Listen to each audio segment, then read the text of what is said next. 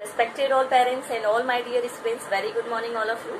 Students, welcome to the SST class. Today we will read chapter number 7 in geography and the name of the chapter is Human Environment, Settlement, Transport and Communication. तो बच्चों इस chapter में हम human environment के बारे में जानेंगे, settlement, communication और ट्रांसपोर्ट के बारे में जानेंगे और आज हम जानेंगे कि ट्रांसपोर्ट और कम्युनिकेशन ने किस तरह से ह्यूमन लाइफ को कंफर्टेबल बना दिया है। तो ट्रांसपोर्ट और कम्युनिकेशन के कौन कौन से मीन्स हैं, सेटलमेंट के कौन कौन से रूप देखने को मिलते हैं, इन्हीं सब पॉइंट के बारे में हम इस चैप्टर में जानेंगे। तो बच्चों before starting the chapter I just want to share the thought, विचार शेयर करना चाहूंगी। और बच्चों आज का विचार है कि कोई भी व्यक्ति मित्र या शत्रु बनकर इस संसार में नहीं आता है। आपका व्यवहार और शब्द ही उसे आपके मित्र या शत्रु बनाते हैं। इसीलिए बच्चों अपनी बोली में मिठास लाइए। आपका जो व्यवहार है वही इस चीज पे डिपेंड करता है कि दूसरे लोग आपसे कैसा व्यवहार करते हैं। आप जिस तरह की व्यवहार की अपेक्षा करते हैं तो सबसे पहले वो व्यवहार आपको दूसरों के साथ करना होगा, तभी आप अपेक्षा ये एक्सपेक्ट कर सकते हैं कि दूसरे लोग भी आपके साथ अच्छा व्यवहार करें। तो बच्चों किसी के साथ भी कोई अपेक्षा करने से पहले, एक्सपेक्टेशन करने से पहले सबसे पहले उसे खुद पर इम्प्लीमेंट करिए। जब आप खुद पर इम्प्लीमेंट करेंगे, लोगों से अच्छा व्यवहार करेंगे, अपनी बोली में मिठास लाएंगे, तो उसके बाद बदले में जो लोग हैं वो भी आपके साथ उतना ही अच्छा व्यवहार करेंगे। सो all the students, I hope you will implement this thought. आप लोग अपनी बोली में मिठास लाएंगे, आप लोग लोगों के साथ अच्छा व्यवहार करेंगे। So now let's come to the topic. देखिए बच्चों, ह्यूमन एनवायरनमेंट क्या होता है, सबसे पहले इस पॉइंट को जान लेते हैं, क्योंकि चैप्टर का नाम ही ह्यूमन एनवायरनमेंट है, तो इस वर्ड को जान लेना भी बहुत जरूरी है हमारे लिए। तो बच्चों ह्यूमन एनवायरनमेंट क्या होता है? ह्यूमन बींग्स के आसपास का जो एनवायरनमेंट है जिसमें वो डिफरेंट एक्टिविटीज परफॉर्म करता है। जिस एनवायरनमेंट में human beings different activities perform करते हैं तो वही ह्यूमन एनवायरनमेंट कहलाता है। जिस एनवायरनमेंट में ह्यूमन बींग्स रहते हैं, जिसमें वो सांस लेते हैं, डिफरेंट एक्टिविटीज परफॉर्म करते हैं, तो वही क्या है? ह्यूमन एनवायरनमेंट है। तो बच्चों ह्यूमन एनवायरनमेंट के बाद जानेंगे हम सेटलमेंट क्या होता है। बच्चों देखिए, अर्ली ह्यूमंस के बारे में तो आप लोग जानते थे कि पहले एंशिएंट टाइम में जो अर्ली ह्यूमंस होते थे उनका कोई परमानेंट घर नहीं था। वो एक जगह से दूसरी जगह मूव करते रहते थे। ज्यादातर मोस्टली वो जंगलों में ही घूमते रहते थे। जंगलों से उन्हें जो भी मिलता था, पेड़ पौधों से जो भी मिलता था, उसी से वो अपनी लाइफ चलाते थे। कच्चे फल खाते थे, लकड़ियां जो है लकड़ियां जलाकर, मतलब धीरे धीरे जब आग का आविष्कार हुआ तो उसके बाद उन्होंने जो कच्चे जो भी उन्हें फल फूल जो भी मिलते हैं उनको पकाकर खाना शुरू किया। लेकिन फिर भी उनका कोई परमानेंट घर नहीं था। लेकिन जब अर्ली ह्यूमंस ने, जब उन लोगों ने कृषि करना स्टार्ट कर दिया, एग्रीकल्चर करना स्टार्ट कर दिया, तो उसके बाद जो उनका घर है वो भी सेटल हुआ। तो स्टूडेंट्स इस तरह से जो ह्यूमन बींग्स है वो सेटल होकर रहने लगे। अब देखिए सेटलमेंट दो रूपों में होता है, परमानेंट भी होता है, टेम्पररी भी होता है। परमानेंट मोस्टली पक्के घरों के रूप में देखे जाते हैं जो कि परमानेंट होते हैं, ऐसे घर जो ह्यूमन बींग्स के लिए परमानेंट होते हैं। और टेम्पररी जो सेटलमेंट है वो है जो कि कुछ टाइम के लिए होते हैं, यानी ऐसी जगह जब कोई भी ह्यूमन बींग्स कोई एरिया में केवल कुछ समय के लिए रहते हैं तो उसे टेम्पररी सेटलमेंट कहा जाता है। और जब ह्यूमन बींग्स किसी भी एरिया में परमानेंटली सेटल हो जाते हैं तो उसे परमानेंट सेटलमेंट कहा जाता है। उसके बाद बच्चों ट्रांसपोर्ट क्या होता है? देखिए ट्रांसपोर्ट तो आप लोग जानते ही हैं कि ट्रांसपोर्ट वो साधन होते हैं जिन साधनों के द्वारा जो ह्यूमंस हैं या जो भी गुड्स हैं, जो भी सामान हैं, उन्हें एक जगह से दूसरी जगह पहुंचाया जाता है।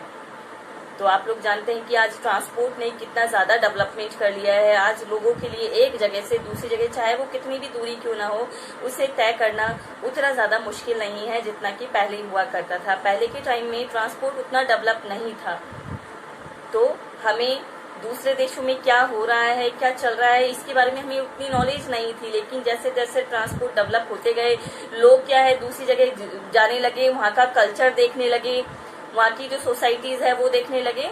तो इस तरह से बच्चों ट्रांसपोर्ट के साथ साथ, ट्रांसपोर्ट के डेवलपमेंट के साथ साथ जो सिविलाइजेशन है, जो कल्चर है, उनका भी डेवलपमेंट हुआ। कल्चर में बहुत सारे चेंजेस हुए। जब ह्यूमन बींग्स एक जगह से दूसरी जगह जाते थे, वहाँ का कल्चर देखते थे, वहाँ का ट्रेडिशन देखते थे, तो उनके कुछ कल्चर को, उनके कुछ ट्रेडिशन को वो भी अडॉप्ट करते थे। तो इस तरह से ट्रांसपोर्ट के डेवलपमेंट के साथ साथ कल्चर में भी, ट्रेडिशन में भी बहुत सारे चेंजेस आए। ट्रांसपोर्ट के बारे में आप लोग जानते हैं बेटा, ट्रांसपोर्ट के 4 मीन्स हैं, एयरवेज, रोडवेज, रेलवेज और वाटरवेज।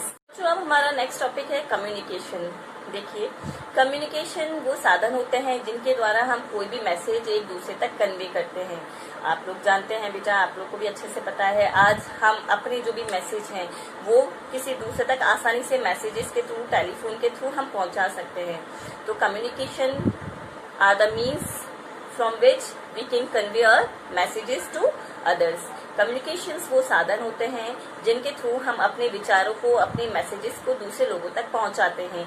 तो बच्चों, इन्हीं सब पॉइंट्स के बारे में हम डिटेल में इस चैप्टर में जानेंगे कि ट्रांसपोर्ट ने, कम्युनिकेशन ने आज ह्यूमन लाइफ को किस तरह से कंफर्टेबल बना दिया है, सेटलमेंट के कौन कौन से रूप हैं। तो ह्यूमन इन्वायरमेंट के अंतर्गत बच्चों हम इन 3 पॉइंट्स के बारे में अच्छे से जानेंगे। So all the students, now I am going to present e book before you. You just have to watch e-book carefully. You just have to notice all the points. If you will have any doubt, then you can ask me after this video. ये बच्चों जानते हैं human environment, settlement, transport and communication. In chapter 1 you have learned that early human beings depended entirely on nature for food, clothing and shelter.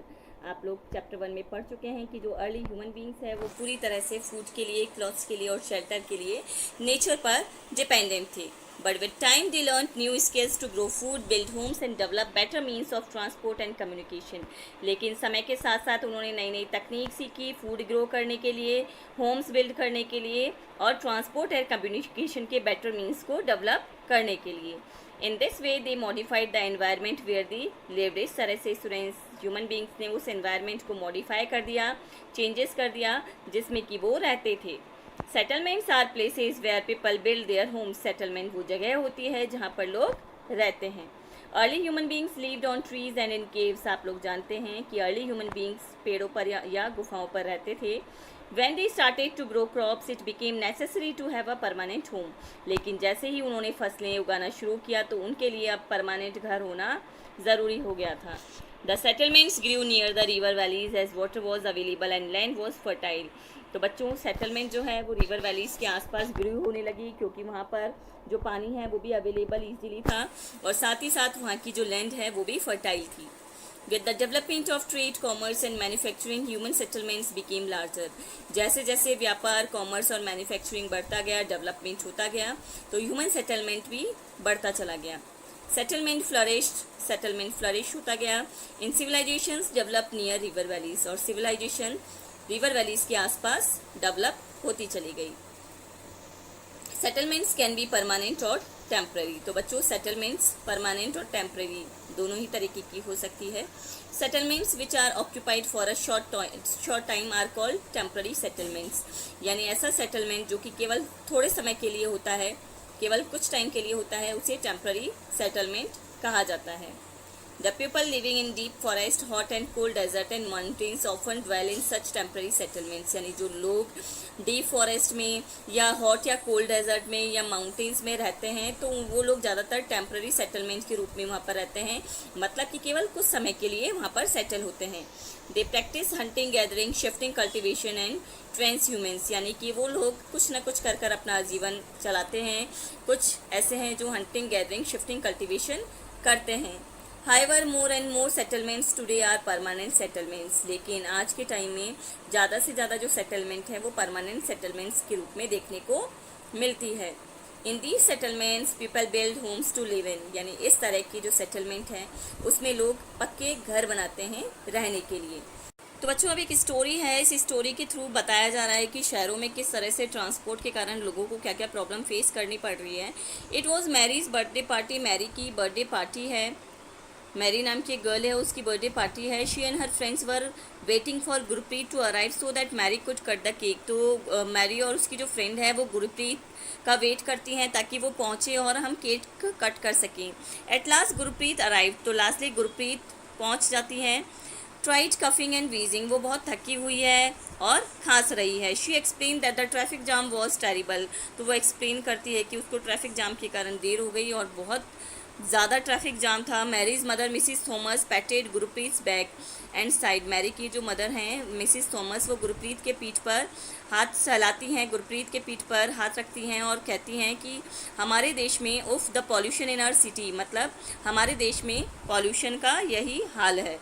Prasad had recently come from his village. देखिए, प्रसाद नाम का एक person है, वो भी अपने गांव से अभी अभी उनकी पार्टी में पहुंचा है। He asked why do we have such traffic jam and such pollution in the cities, यानी कि हमारे शहर में इतना ज़्यादा ट्रैफिक जाम और जो शहर है, शहरों में इतना ज़्यादा ट्रैफिक जाम और इतना पॉल्यूशन क्यों होता है। The numbers of vehicles is increasing day by day due to growing population in the cities, Mary's father Mr. Thomas replied. तो प्रसाद के इस क्वेश्चन के आंसर में कि भाई शहरों में इतना ज़्यादा पॉल्यूशन और ट्रैफिक जाम क्यों होता है, तो इस क्वेश्चन के आंसर में मैरी के जो फादर हैं मिस्टर थॉमस, वो रिप्लाई करते हैं कि शहरों में पॉपुलेशन ज़्यादा है, पॉपुलेशन ज़्यादा होने के कारण व्हीकल्स भी ज़्यादा होते हैं और व्हीकल्स ज़्यादा हैं तो पॉल्यूशन भी बढ़ता जा रहा है। तो मैरी पूछती है then why are people coming to the cities, कि लोग शहरों में क्यों आ रहे हैं।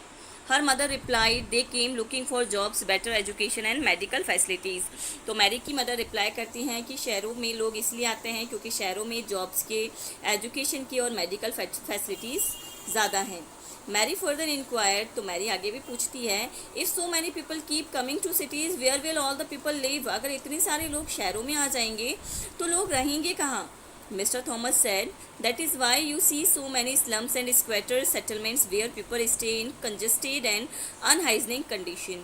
तो मैरी के फादर मैरी के इस क्वेश्चन में आंसर देते हैं कि शहरों में लोगों की जो पॉपुलेशन है वो इतनी ज़्यादा है, तो इसी कारण जो लोग हैं वो छोटी छोटी झोंपड़ियाँ, झुग्गी झोंपड़ियाँ बनाकर रहते हैं जो कि पूरी तरह से अनहाइजीनिक होती है और कंजस्टेड होती है, लेकिन फिर भी यहाँ पर फैसिलिटीज़ ज़्यादा हैं इसीलिए लोगों को शहरों में आना पड़ता है।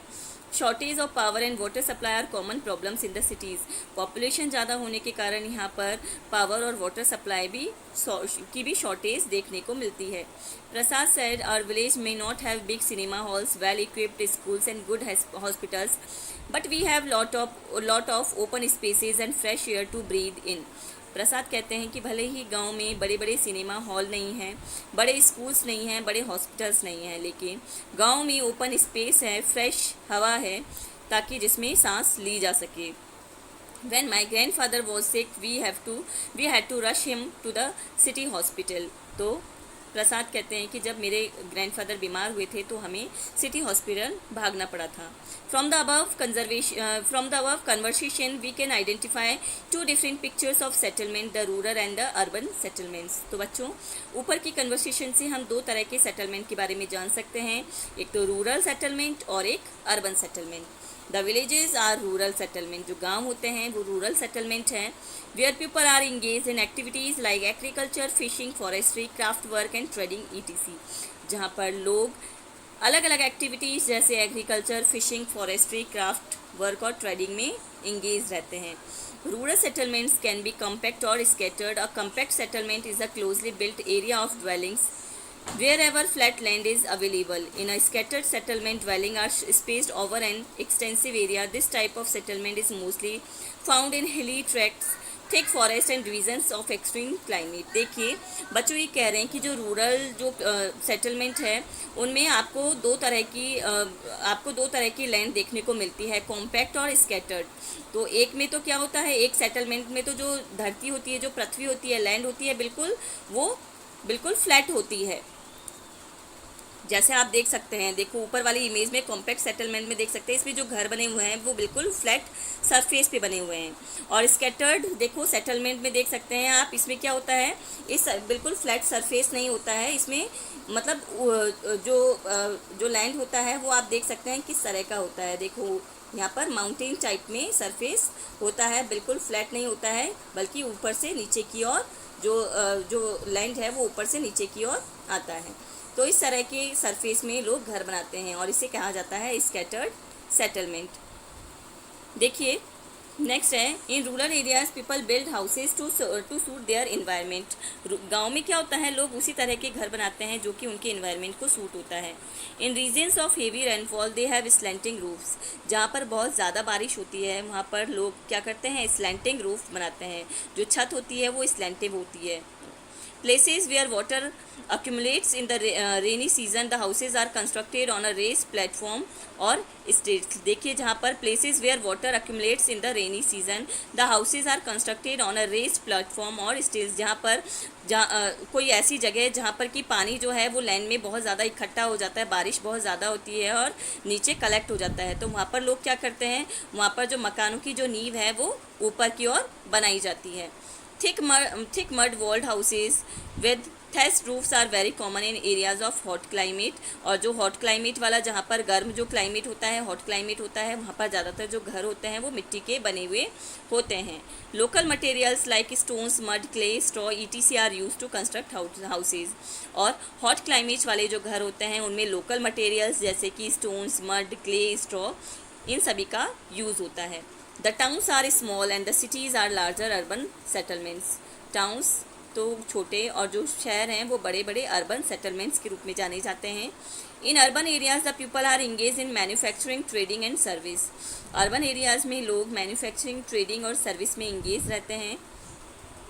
तो बच्चों आप ट्रांसपोर्ट के बारे में जानेंगे. Transport is a means by which people and goods move. Transport वो मीन्स होते हैं, वो साधन होते हैं जिसके द्वारा लोग और जो गुड्स हैं, सामान हैं, वो मूव किए जाते हैं. In the early days it took a great deal of time to travel long distances. यानी पहले के टाइम में अगर हमें लॉन्ग डिस्टेंस ट्रैवल करना होता था तो उसमें बहुत ज़्यादा टाइम लगता था. People had to walk and use animals to carry their goods. लोगों को क्या करना होता था, अपने एनिमल्स का यूज़ करना होता था अगर उन्हें सामान दूसरी जगह तक पहुंचाना होता था. Invention of the wheel made transport easier. लेकिन व्हील की इन्वेंशन ने, व्हील के आविष्कार ने ट्रांसपोर्ट को आसान बना दिया. With the passage of time different means of transport develop but even today people use animals for transport. यानी कि आज समय के साथ साथ ट्रांसपोर्ट के बहुत सारे साधन देखे जा सकते हैं, लेकिन फिर भी कई जगह ऐसी हैं जहाँ पर लोग एनिमल्स का यूज़ ट्रांसपोर्ट के रूप में करते हैं. In our country donkeys, mules, bullocks and camels are common. हमारे देश में डंकीज, मोल्स, बुलॉक्स और कैमल्स ये कॉमन हैं ट्रांसपोर्ट के रूप में, यानी कि जिस पर रखकर, जिन जानवरों पर रखकर सामान को दूसरी जगह तक पहुंचाया जाता है. In the Andes mountains of South America llamas are used as are yaks in Tibet. जैसे कि आप लोग सभी जानते हैं कि तिब्बत में याक का नाम आप लोगों ने सुना होगा. तो याक को भी एक तरह से ट्रांसपोर्ट के रूप में यूज़ किया जाता है, जिसमें कि लोग या जो गुड्स हैं, जो सामान हैं, वो उनमें दूसरी जगह तक मूव किए जाते हैं, जिनमें ट्रैवल किए जाते हैं. The early traders from other countries use to take several months to reach India. पहले के टाइम में जो व्यापारी होते थे, ट्रेडर्स होते थे, तो अगर उन्हें किसी दूसरे देश में व्यापार के सिलसिले में जाना होता था तो उन्हें महीनों लग जाते थे. दे टूक आइदर द सी रूट और द लैंड रूट. तो या तो वो सी रूट का यूज़ करते थे या वो लैंड रूट का यूज़ करते थे दूसरी कंट्री में जाने के लिए. लेकिन aeroplanes have made travel faster. आज एरोप्लेन्स ने ट्रैवल को बहुत फास्ट बना दिया है. Now it takes only 6 to 8 hours to travel from India to Europe. आज अगर हमें इंडिया से यूरोप जाना है तो केवल 6 से 8 घंटे लगते हैं. Modern means of transport does saves time and energy. तो इसी तरह से ट्रांसपोर्ट के मॉडर्न मीन्स ने समय के साथ साथ एनर्जी को भी सेव किया है.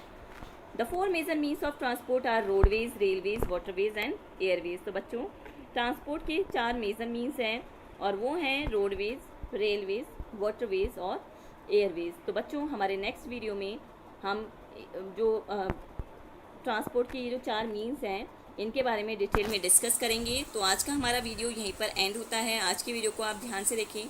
कहीं पर कोई भी किसी भी तरह की समस्या होती है तो बेटा you can ask me any time. So till then all students keep learning, stay home, stay safe, take care all and thank you for watching this video.